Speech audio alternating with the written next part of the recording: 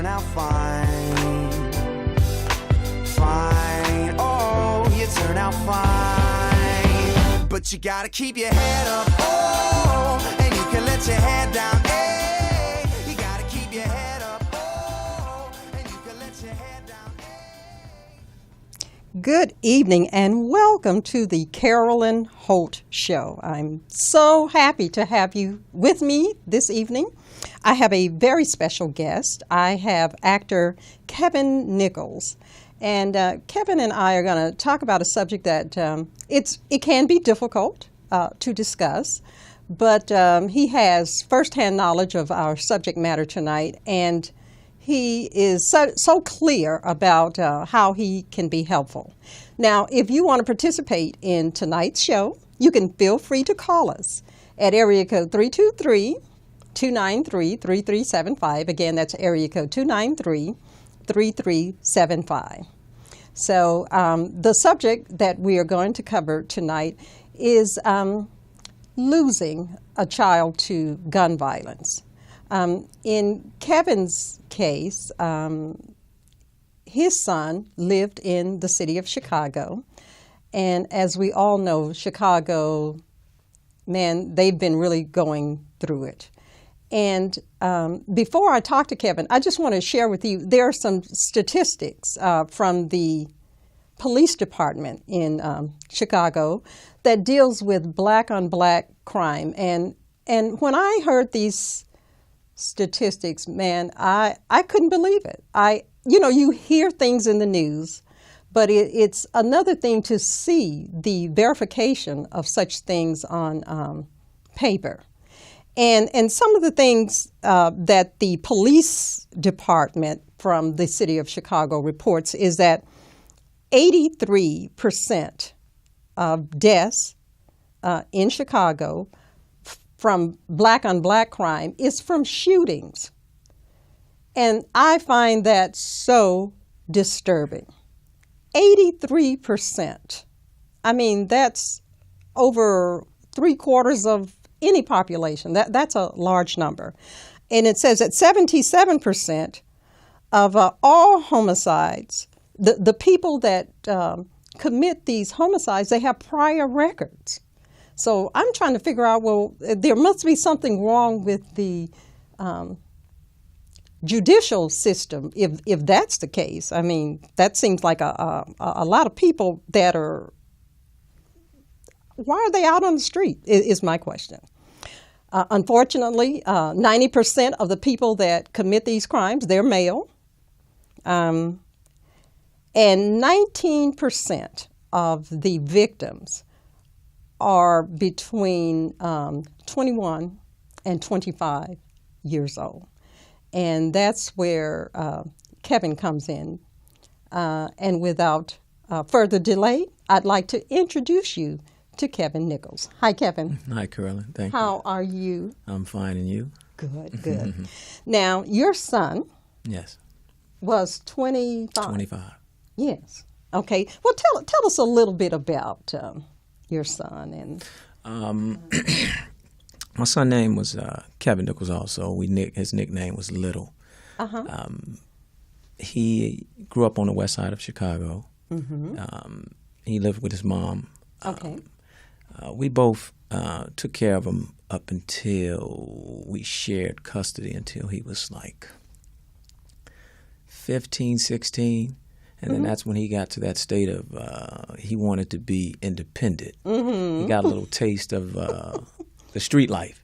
Okay. Where, you hang out with your friends and you do things that you shouldn't be doing. Right, right. But but growing up, he was a real smart kid. One of those kids who he went to private schools. He went to two private schools.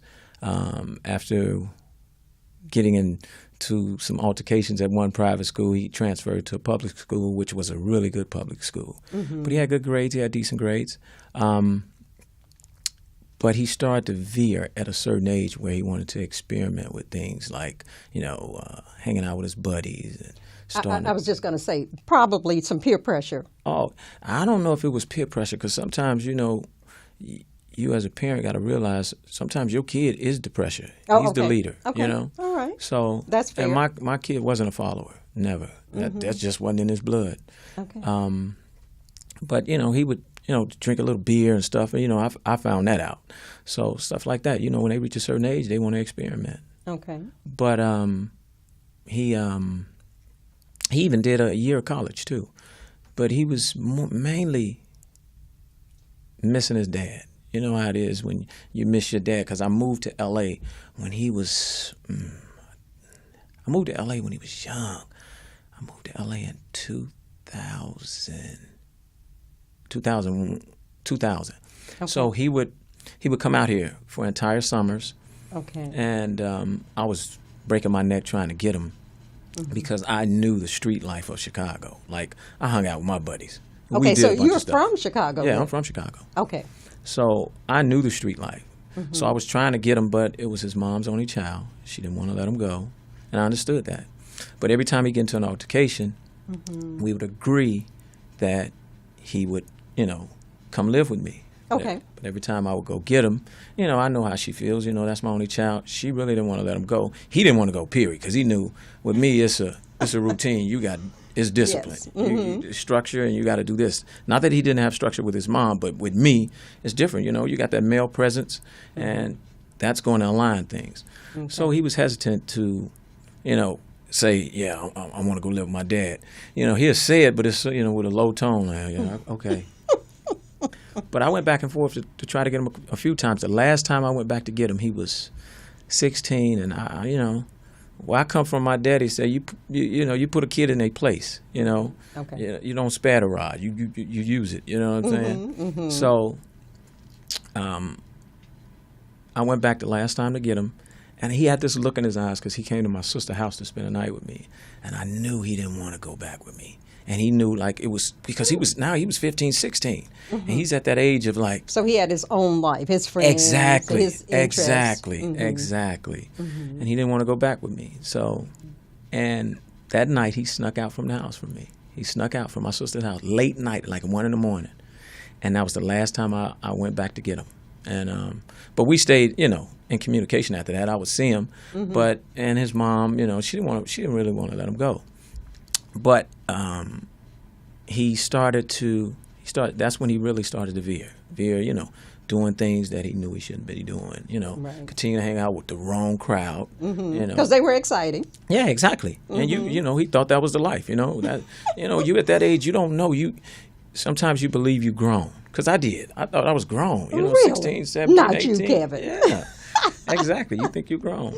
But then he started getting into his own things. He got caught up in situations where he went to jail once, and then As a teenager, he had gone to jail. well, I think it was more toward the age of 17, 18. He went to jail.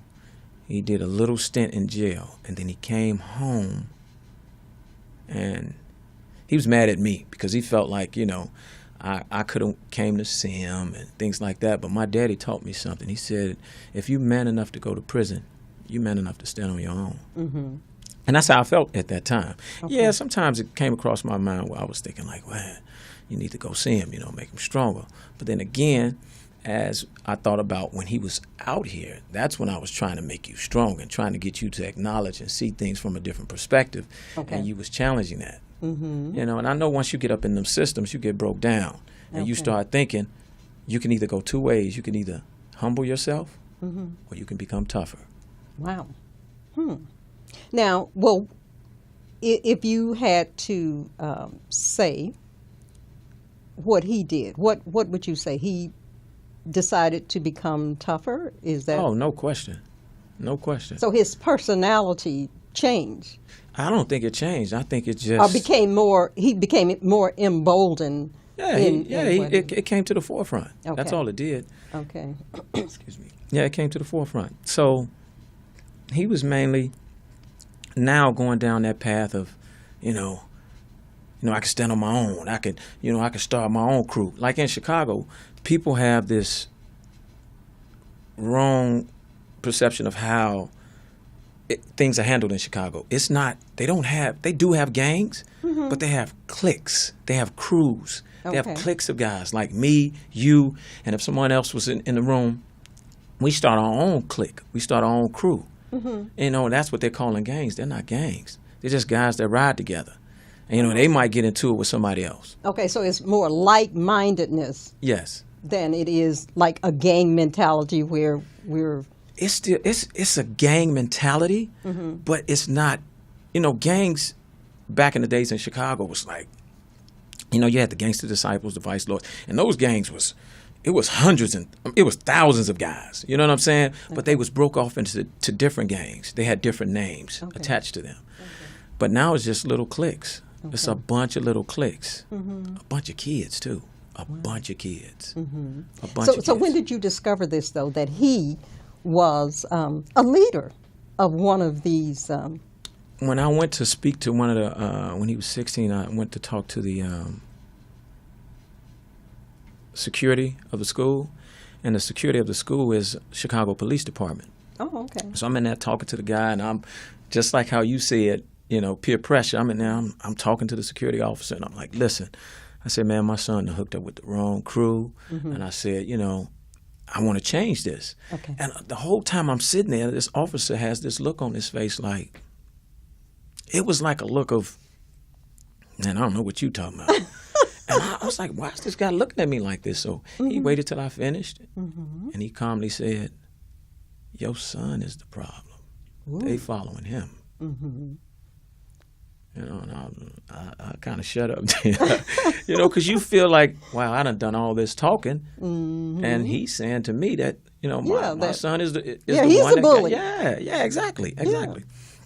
But I don't. One thing about my son, he has a great heart. Like literally, seriously, he has a really good heart. But he's the type that, you know, he's a jokester. Okay. He's a jokester.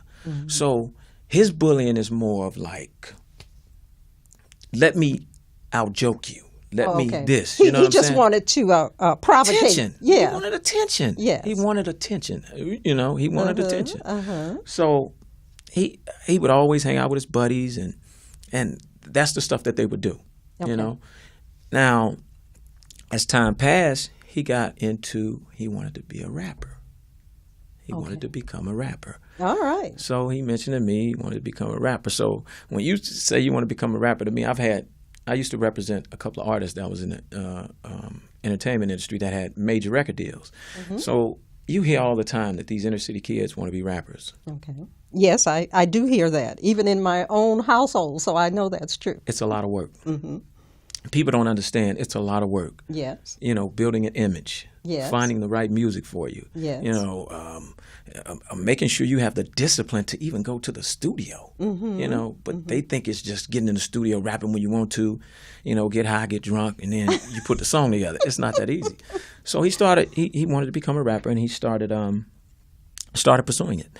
Okay. And he was able to record one song. Oh, okay. One song.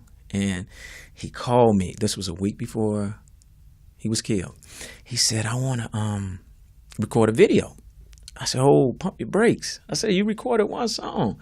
I said, it's a good song. I said, but you have to find an image first, and you have to find an image for your music. You got to have a direction. And he did that. He shot a video for his song, and I want to say 1 week after that video, he was killed. He was sitting on his porch with his girl, standing. Well, he was standing in a doorway, and she was sitting, I guess, right next to him. Somebody walked by with a cigarette, looked at him, and then the guy kept going about 4 or 5 feet. Walks back, pull out a gun, shoot him one time in his chest. He died. Now, did he know this person? Nope. Wow. So was the person found? Nope. And I contacted the police the day it happened, and the first thing they said to me was like, "We gonna solve this case. We gonna make sure we come up with something. We're gonna come up with a suspect." Okay. This is what they were saying. Okay. So I waited and I called the next day. Now I got the voicemail. I call the next day after that, I get the voicemail. I call the next day after that, so I start start trying to reach out to people that was above the detective that was handling the case. And every time I get somebody, they would spin me on somebody else and spin me on somebody else. Then I start looking at the numbers of the murders that was coming in. Exactly. So if you're telling me this, you're telling the other 30 parents that came after me the same thing. Yes. So now it was just numbers, papers, and murders stacked on top of murders in Chicago. So now my case is nothing. They don't even remember my case. Yes, I know.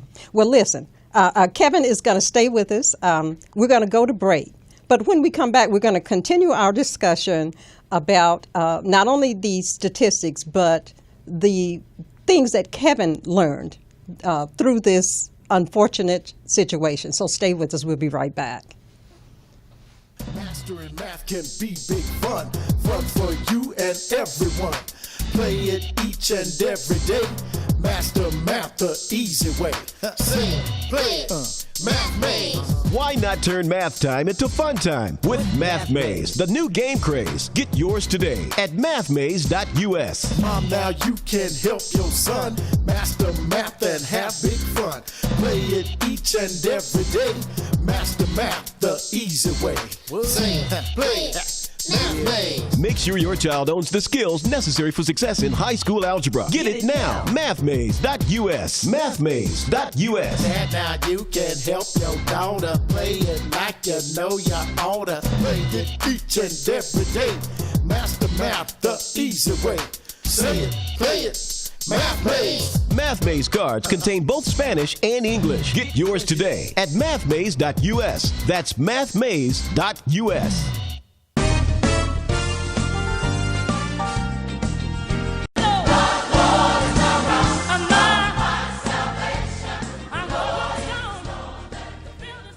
Thank you so much for joining the Carolyn Holt Show. Tonight, I'm talking to actor Kevin Nichols, and he's sharing with us his account of having lost his son to street violence in the city of Chicago.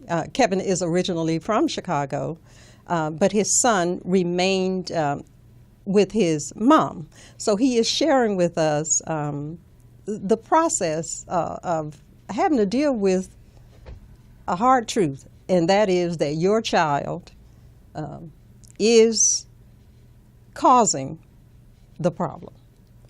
So earlier you were talking about you had the police department had intervened when your son was shot and promised you that they would find the perpetrator, and unfortunately, that didn't happen. No.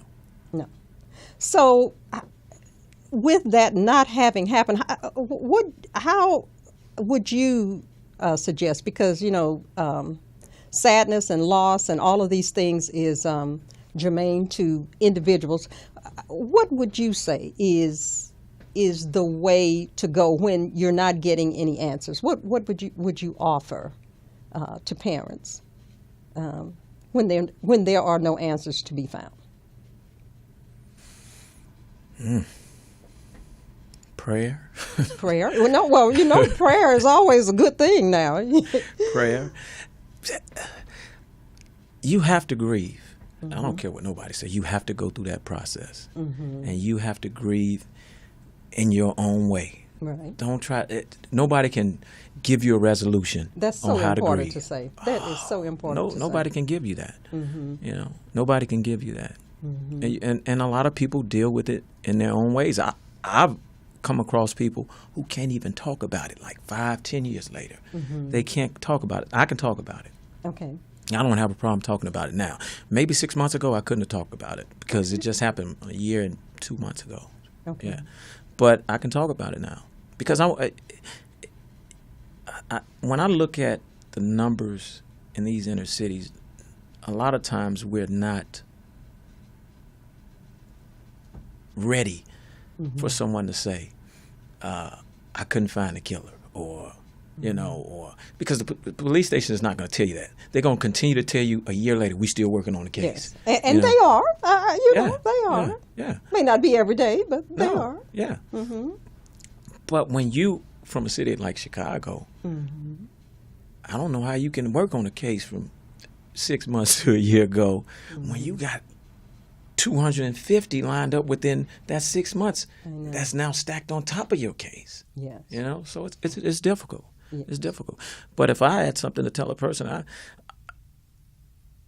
I would tell them you got to get down on your knees and really look for peace. You got to look for peace within yourself of how to deal with this situation.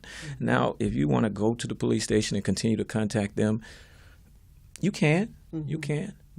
But you got to find a resolution for yourself, because if you don't move on, you're going to eat yourself up. Yes, yes. I was going to say, because his mother is still in Chicago, how were you able to help her? Because this was her only child. So how were you able to be of support to her in this loss? Well, when it happened, all I said to her was, whatever you need, let's do it. I didn't have no. I didn't want to challenge her on anything. I didn't want to say the wrong things. Losing a child is a whole nother. That's a whole nother page. You know? Yeah, we're going to talk about that in a minute. Yeah, that's a whole nother page. I have children. I have other children. So, you know, a lot of her family was saying to me, well, you know, you have other children. I said, that doesn't matter. Yes. When you lose a child, you Yes. lose a part of you. Yes. You lose a part of your heart, you That's know. right. But I couldn't, you know, all I told her was, I'm that support right now. You know, whatever you need here, you know, you can have it. I don't care what it is. That's all I could say. You know, I wasn't trying to be a person that was going to say, let's do this, let's do that. No, this is your call. You make every decision. Well, you know, before we went to the break, you were talking about your son, and you said that he wanted to rap Right. and that he had created this song.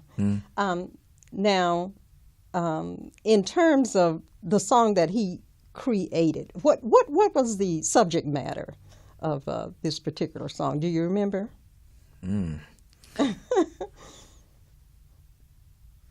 His song was more of it was a street edgy song. Okay. Talking about the things that they do in Chicago. Oh, okay. You know, from getting high to shootings to women. Okay. The norm. Okay. The norm these rappers talk about. It was an environmental song. Huh? Yeah. But you know, that's the norm now that these kids talk about. So that's what he talked about. Oh, okay. It's always interesting to hear what resonates with them, and from my understanding, a lot of it is not so much what resonates with them as what other people want to hear. That's true, and I think it's a lot of stuff that resonate with them also. It's not something that I'm for or against, because I think it's all they know. That's what they see on a regular basis, so they think that's what's hot. Yes. And I feel if you're not clever with that, Yes. you know, clever with that, where you have a message behind it, you're just doing what everybody else doing. But you know, they believe that, you know, whatever the message is that they're talking about is really something to say. So, and perhaps it is for the people that Right. will be listening. Right. But you mentioned to me that I guess 6 months before the incident, he came here. Right, he came here. He stayed with me for 5 days. 5 days around Christmas time. Yep. And what would you say you discovered about your son in that length of time that perhaps you were not privy to, or he opened up about, or? I really think I found out what state he was in. What state he was in. Like, I really believe a lot of these young people just in Chicago in general, a lot of these inner cities, I think they're hurting. Yes. I do. I think they have a lot of pain inside because it's a lot of things that they're missing. Yes. You know? And I think they're finding love in the wrong places. because people don't understand. Like I tell you, I was telling you guys about how, they start their little crews and their little cliques, and they believe that that's their family, that they love them, and they don't know, man. 10 years from now, you might not be speaking to any of these guys or know them in any way. Exactly. And as I tell my son, the problem that I have with that is that, but when you get in trouble and when you need help, your buddies don't come. Oh, no, not at all. To your rescue. At all. It's your parents who you feel don't know anything. They're the ones that's helping to resolve the problem. Mm-hmm. And your crew, they don't want to hear from you at 4 o'clock in the morning. Not at all. So it is I guess it's a delicate balance, trying to allow them to grow and allow them to make decisions, but yet keep a firm hand in the day-to-day stuff that they get themselves involved in. It's not easy. But you were talking about grieving, and I was reading some information regarding handling grief, and they talked about some of the things that people don't want to hear, and or they don't want to see. It's either they don't want to hear it or they don't want to see it. And one of the things I guess that they don't want to see is people starting to avoid them. If you're the grieving person, you don't want your friends and your family to try and avoid seeing you. Would you say that is true?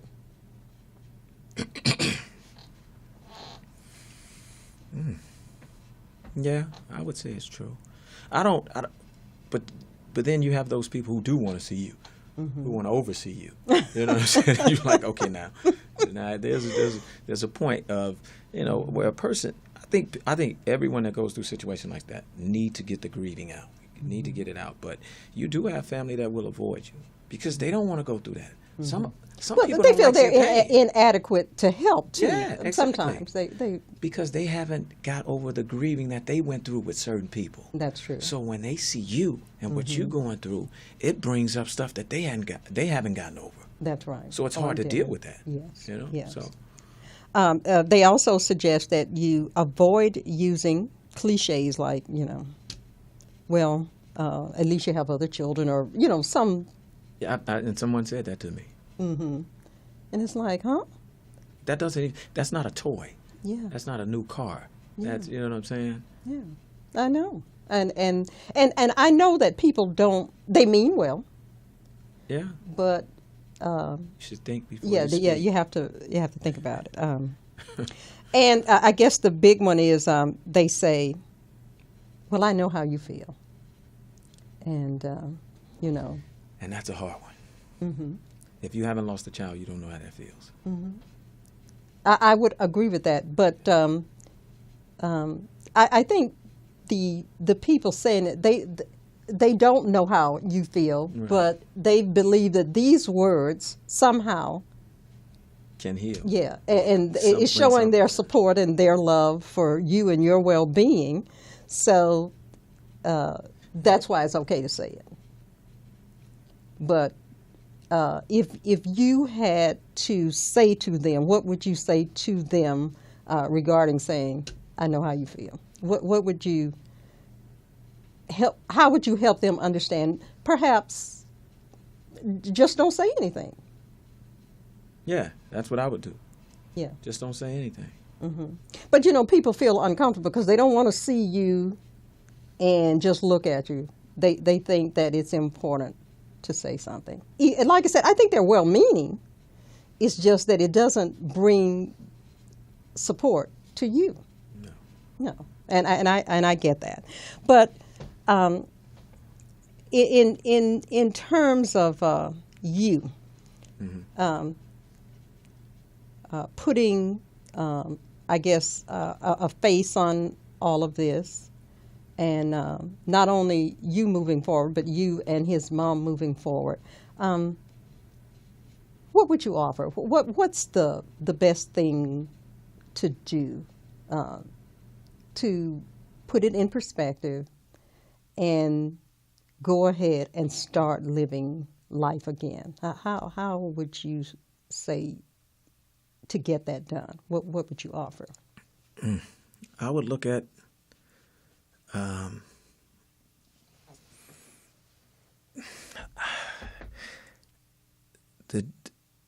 the joy that you had when he was alive, you know what I'm saying, and cherish those moments. You know, a lot of times we hold on to, you know, death, you know, when a person passed away.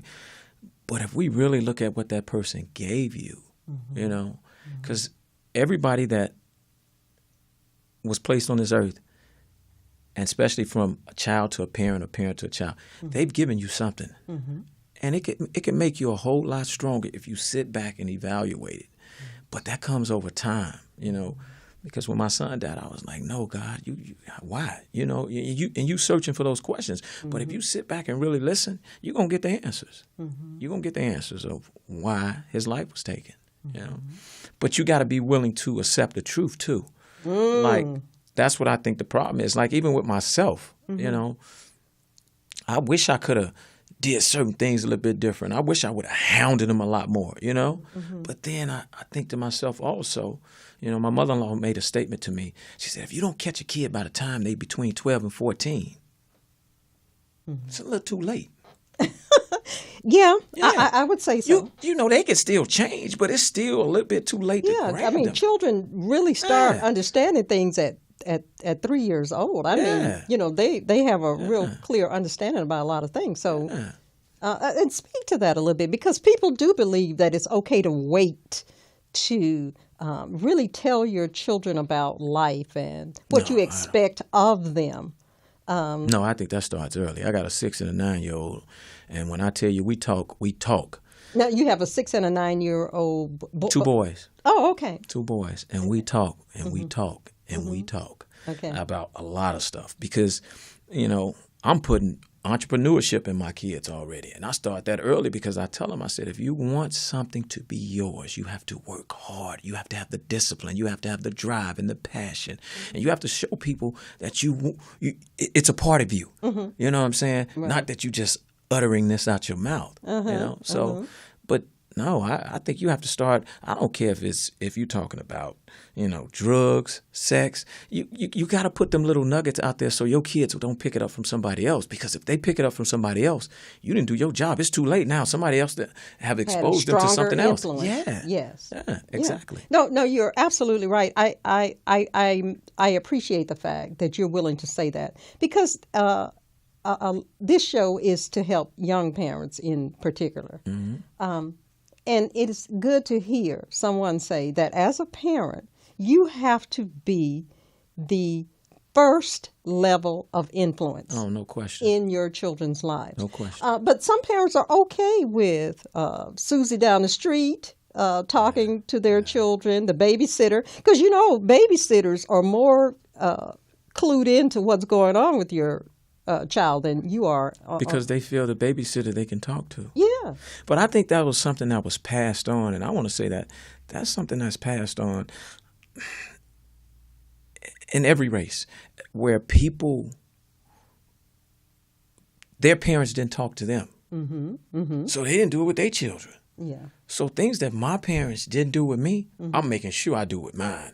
Okay. Because I don't want them exposed to something else down the line, and then they get hooked on something that's the wrong thing. You know, somebody done introduced the wrong thing to them, and they grew a liking to it. Yeah. You know, so well, and that's the other thing, because they are going to be influenced by worldly things. Yeah. They are. No question. But like you said, if you are offering something, especially in terms of choices and decision making, when they are young and still impressionable, and they still love you and think that you're just the most wonderful person in the world, that's when you have the opportunity to have the greatest influence. And I want to say to our audience, if you have questions or thoughts about tonight's show, you can feel free to call us at area code 323-293-3375 and give us your input and your thoughts. We're talking to actor Kevin Nichols, and Kevin is sharing with us about the loss of his son, in particular in Chicago. And he's offering up some of the things that he has learned and accepted, in particular after the death of his son. And he wants to pass them on to you. So if you have questions or thoughts, please feel free to call us.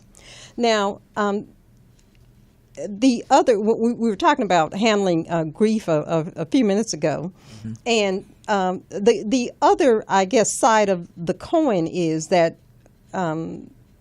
it's okay for people to be helpful, but just go ahead and do whatever they do, like run errands for you or buy groceries or cook. You know, I know in my family that's a big thing. When we are showing our love and our support, my sister is a fabulous cook. Not I, but my sister. And we often do, we'll make a complete meal and offer that up. Or, you know, do household chores for them or run errands. Or My family the same way. That's what they do. Yeah. They cook, and that's on both sides. That's on my side and my wife's side. That's what they do. They cook, and you know, people sit around and they. I think what people want you to do is free your mind from it. You know what I'm saying? The day that I buried my son, I went back to my mom's and we had a ball. You know what I'm saying? Because we was able to communicate. People haven't seen each other in a while, you know. So we had a ball. It was still, you know, it was still sad, but we had a ball where we were able to free our minds for a moment. And it was hard. It was hard, but you still was able to free your mind for a moment because I don't care what nobody say. You got to face it. You have to face it.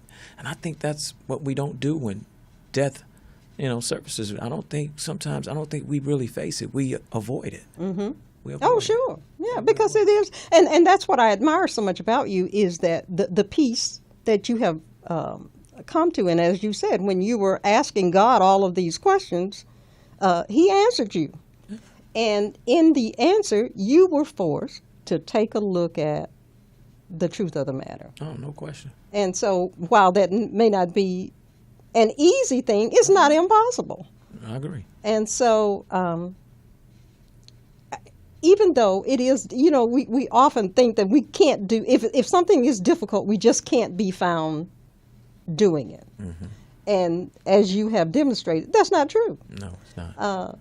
You were not only found doing it, but you came to some realizations.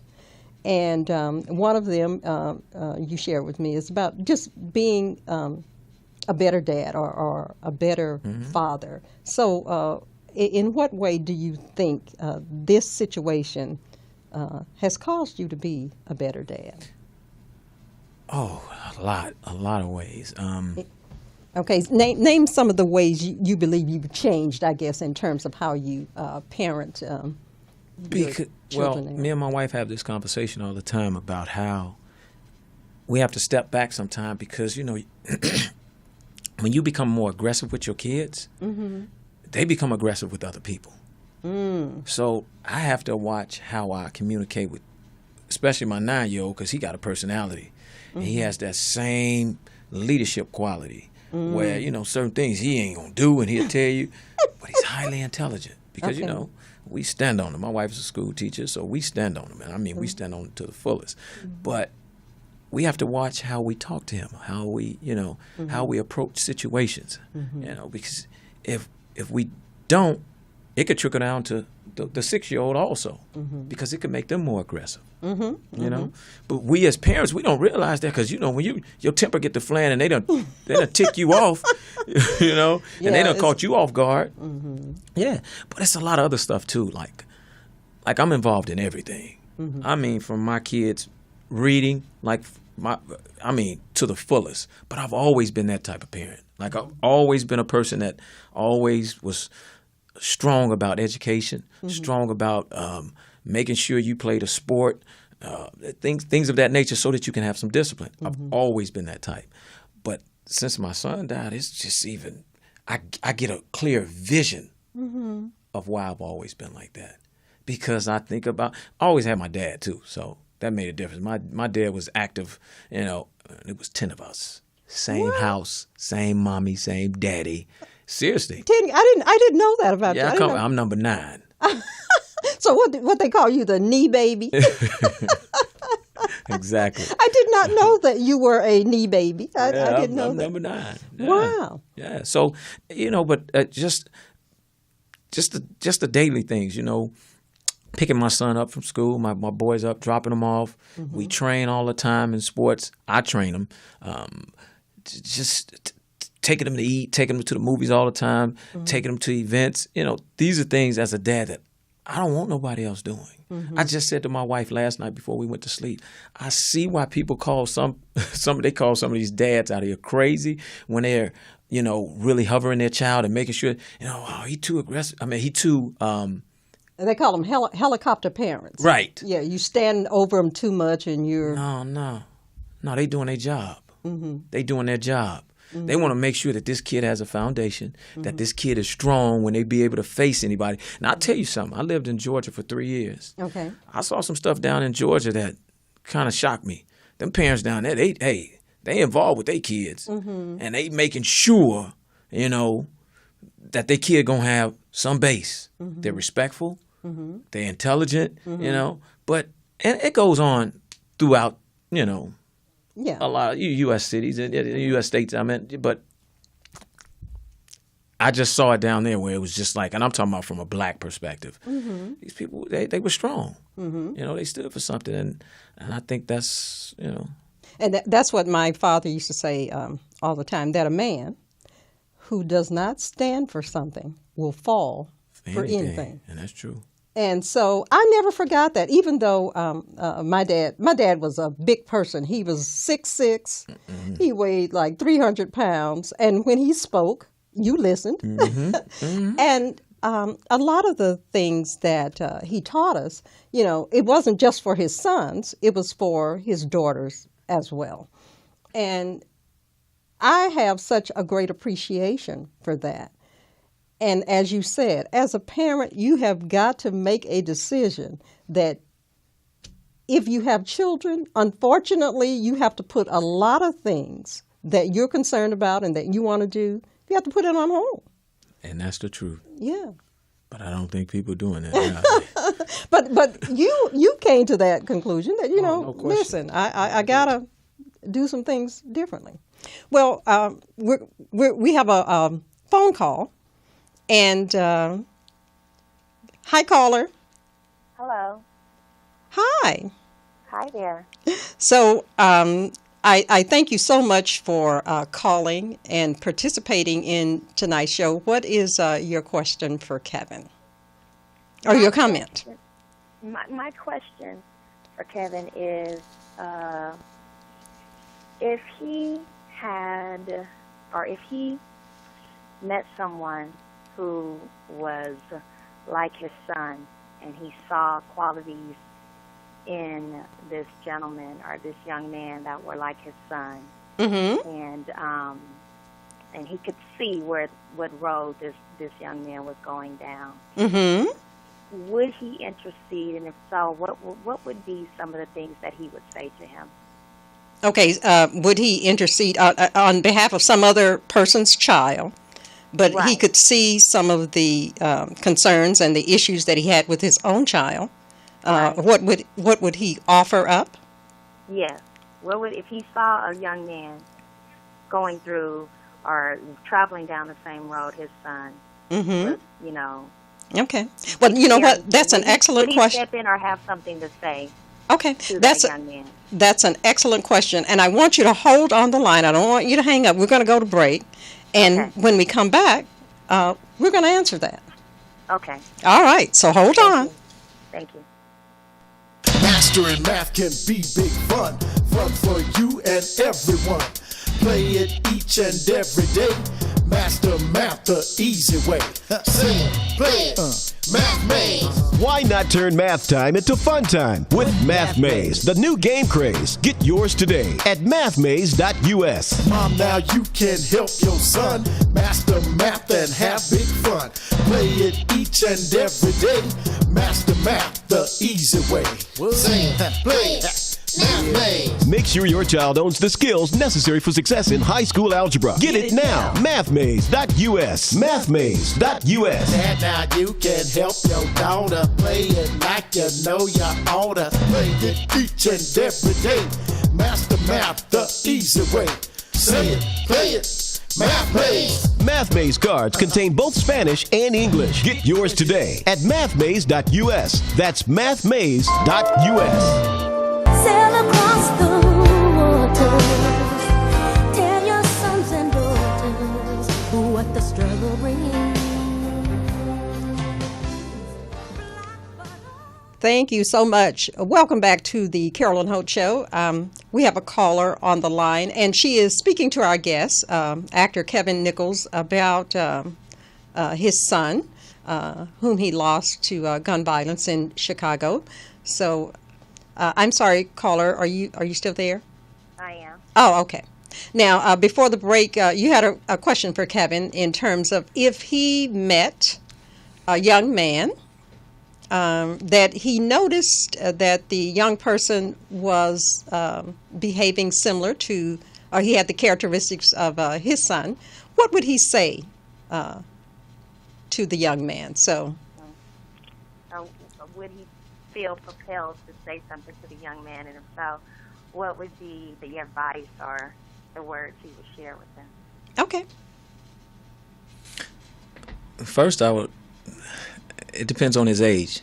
If he's young, I would want to talk to his parents, his mom first or his dad, and say, man, do you mind if I, communicate with your child? But if he's, my son age in his 20s, that's a little different. He's a man now. Mm-hmm. I would give him an example of my son. I would tell him, I say, man, look, this is the path you headed down. Mm-hmm. You don't want to go down that path. Mm-hmm. You want to make better choices. So, and I would also offer not just college, but he can pick up a trade, he could do this, it's a number of different things, and I would tell him you got to start somewhere, because you got, even my son, they have this thing where I ain't working at no McDonald's, I ain't doing that, I ain't you got to but you got to start somewhere. That's you true. got to put some work in somewhere to get some discipline to say I can go to a job, I can have this. But yeah, I would try to communicate that to him. But I would offer up my cell phone number to tell him, man, look, when you get stuck to make that bad choice, call me. Let me see if I can talk you out of that bad choice. Yeah, I would offer that to him. Because they do respond to men. Yeah. They do. Yeah. And while we as women, we do an excellent job and we do the best we can. Yeah. But they emulate men. Yeah. So. Oh, well, women do a fabulous job. Let me say that first. They do on raising children. But I still think that man's presence is desperately needed. Yes. Desperately. I do. Yes. Well, the statistics even suggest that when there's no man in the house, or when the child is the male in the house, there are issues many times with mom, because that male child becomes more than just a child for her. Unfortunately, that's the man in her life. And while that relationship may be inappropriate, she's doing the best she can. So That's true. So did that add some perspective, caller? Oh, she's gone. Oh, okay. But speaking to the situation where there's a male child in the house and mom uses that relationship as many times he's a breadwinner for the family. He's the only man she really knows, and that, as you said, that it puts a lot of pressure on male children, and they don't always know how to express things because they don't use as many words as. Yeah, that's true. So it's difficult. But like I said, I applaud you for even wanting to share and to so calmly express what you believe the truth to be, in that you didn't have the perfect child. And most of us don't have the perfect child that we think, because I hear kids out in public cursing and carrying on like old women and old men, and I cannot believe that their parents think that that's okay. So we don't always, we would like to think that our children are just nice and wonderful, and I'm not saying that they're not. Yeah. But many times they are, as you said, they are the ringleader, and they are the problem. And if we're going to be honest with ourselves and stand up and be stand-up parents, we have to own that. And in owning that, we have to call a spade a spade. I agree. And when it's your child, what would you say? I say counseling because sometimes it's so hard to come to the realization. But what would you say when it is your child? What does the parent need to step in and do when it is their child that's the problem, as you found out when the principal? Accept the truth. I got a saying that I say to people. Some people don't really get it. Okay. And I'm gonna use this. I'm gonna say it. Okay, go ahead and say it then. Black folks, we get mad at our children when we find out they getting high, or they doing something that's gonna disrespect the family. Mm-hmm. White folks say it's a phase. That's a phase. It's gonna pass. Mm-hmm. And I say it to my buddies now in Chicago. I said, man, tell your son that's a phase. Mm-hmm. You got to instill in him motivation that this gonna pass, that he's gonna grow from it. Okay. Because a lot of times we scared to go to counseling. We scared to face them demons because that kid might say something that's really gonna hurt that parent. Mm-hmm. And expose things that are going on in the family. Yeah. And they don't want to accept that. But I think that's easier to deal with because it allows you as the parent to say, wow, I'm going to clean that up. I'm going to change that, Mm-hmm. And it allows the kid to see what the parent is really thinking. And that change is possible. Oh, no because question. Children notice when we have problems. They notice them first. Oh, yeah. And they don't always have the words to express some of the issues and concerns that they have that they see in our behavior. So you make a very valid point. Own your stuff. Yeah. It does the child a disservice and you a disservice when you are creating Fantasy Island. I agree. When the truth of the matter is there's this is Demon Island, and so and that's true. It's a lot of stuff for us to face here. Mm-hmm.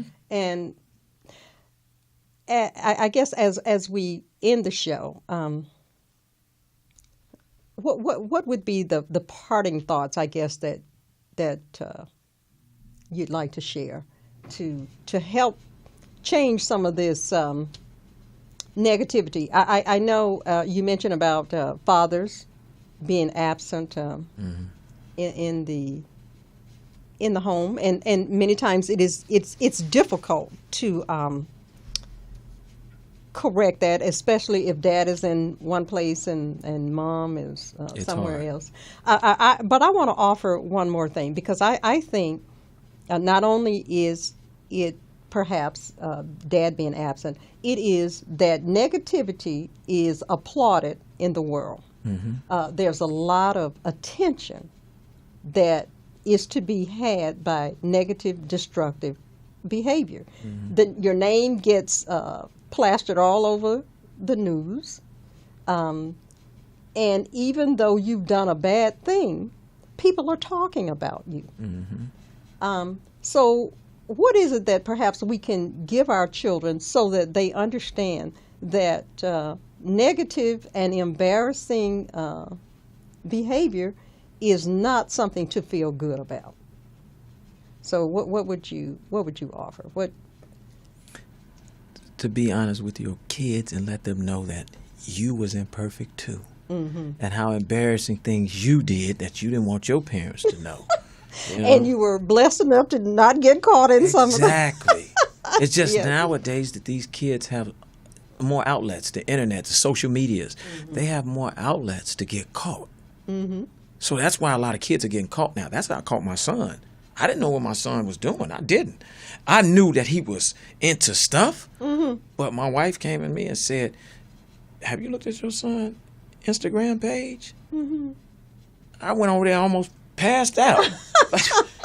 No, seriously. But that's what I think. But I can tell them, no, I did the same thing. We just didn't have these outlets that you guys have. And you have to know when to pull back. It's choices. One thing I scream right now is, how can we tell kids we made some wrong choices? I don't want you to make those wrong choices. Let me show you what I did. This is what I did. And I had to correct this a little bit too late. I don't want yours to be too late. I want you to correct it early so you can say, I'm going through that phase. That was a phase. I learned from that and I moved on. Okay. Now, you make a very good point, because now you have two sons. And so how do you deal with that in terms of having two children and not attributing one's bad behavior to the other and seeing them as individuals and helping them to understand, okay, well, while your brother may get attention for this, it does not mean that you should be found following in his footsteps. That's a good one, because my 9 and 6-year-old are night and day. Oh, really? Yeah, my 6-year-old, you could tell him to do something, he'd do it instantly. He has, he has a little bit more compassion for things. Okay. My 9-year-old is stern. So, but I will say this. I try to tell my 6-year-old, and I says this. I said, you see what he's doing right now? You can't do that. Because Let me this is point what this you, out to you. yeah, Yeah. and I do it a lot, because, and it helps correct my 9-year-old where he go, oh, so what you're saying, I'm bad? No, I'm not saying you bad. What I'm saying is you have to change that behavior. And I try to, and I point it out so that my 6-year-old don't do it. And a lot of that stuff he doesn't do. He doesn't. But my 9-year-old will try you. Okay. That's just what he is. So your 6-year-old, he can see, though, when the 9-year-old gets punished for certain things, he can see. Oh, he'll say it. He'll be like, see, he told you not to do that. He'll say it. So he's the conscious. Yeah, exactly. The conscience exactly. for your the 9-year-old who but sometimes though parents do paint all of their children with one broad brush and say, you see your sister, how ignorant she was to do such and such, and your brother, and that's not fair. No, it's not. Because each child is an individual, They're different. and you have to understand their differences. And lastly, before we go off the air, speak to, because a lot of parents don't want to own this one, in that they may love one child more than they do the other, and generally it's because that child is more similar to them in personality. And that's the truth. Nobody wants to believe that. And no one wants to say that. Yes, they won't say it, but that is the truth. Yeah. It's because you attach to one a little bit different than the other one, because that one is just like you. You know when I've seen a lot of it? Where? It's women and daughters. When they always clash and bump heads, because that girl just like you. And you don't want to accept it, but she's just your twin. Yeah, Same as with boys. Same And thing with you can't boys. see it. Yeah, same thing with boys. Daddies and their boys. They clash because they just like each other. But you still have to. I don't like you love one more than the other. You love them the same. You just love them in different ways at times. Okay, different. Yeah, That's what I meant. I mean, not that, I would only take care of. No, but I get what you're Sarah. saying, because sometimes you can walk in a room and be like, man, they give that kid more attention than that one over there.